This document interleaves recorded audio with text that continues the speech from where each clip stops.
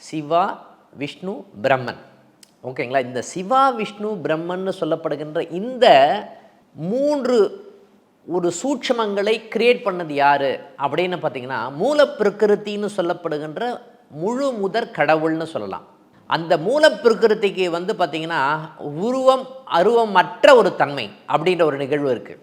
எப்படி ஒரு ஒரு ஆட்டம், ஒரு அணு அப்படின்னு எடுத்திங்கன்னா புரோட்டான், நியூட்ரான், எலக்ட்ரான் இருக்கோ, அதுக்கும் இந்த மூலப்பிரகிருதிக்கும் இந்த 3 விதமான கடவுள் இருக்காங்க இல்லையா, இதற்கும் சம்பந்தம் இருக்கானா? இருக்குது.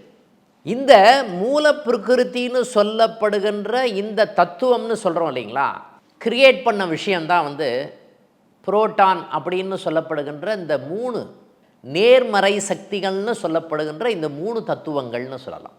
பிரம்மா, விஷ்ணு, சிவன். இதை இயக்குவது யார் அப்படின்னா சக்தின்னு சொல்லப்படுகின்ற எலக்ட்ரான்னு சொல்லலாம். அதாவது இந்த பொட்டன்ஷியல் எனர்ஜின்னு சொல்லுவோம் இல்லைங்களா, அந்த பொட்டன்ஷியல் எனர்ஜி தான் சக்தி அப்படின்னு சொல்லப்படுகிறது. உள்ளே இருக்கக்கூடிய சக்திக்கு வந்து பார்த்திங்கன்னா எல்லாமே இயக்கம் இருக்கும், பட் அதை வெளிப்படுத்தக்கூடிய தன்மை டைனமிக்னு சொல்கிறோம் இல்லைங்களா, டைனமிக்கான ஒரு சக்தி தான் வந்து பார்த்திங்கன்னா எலக்ட்ரான்னு சொல்லப்படுகின்ற விஷயம் இருக்குது அப்படின்னு சொல்லலாம்.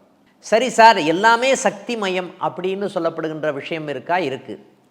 ஆனால் எல்லாமே இந்த சக்தி மயமாக இருக்கக்கூடிய இந்த பிரபஞ்சத்தில் வந்து பார்த்திங்கன்னா முக்கியமாக இருக்கக்கூடிய 3 பிரம்மா, விஷ்ணு, சிவன்னு சொல்லப்படுகின்ற 3 சக்திகளுடைய ஓகேங்களா முப்பெரும் தேவியர்களுடைய சங்கமம் தான் துர்கா அப்படின்னு சொல்லப்படுகின்ற சக்தி.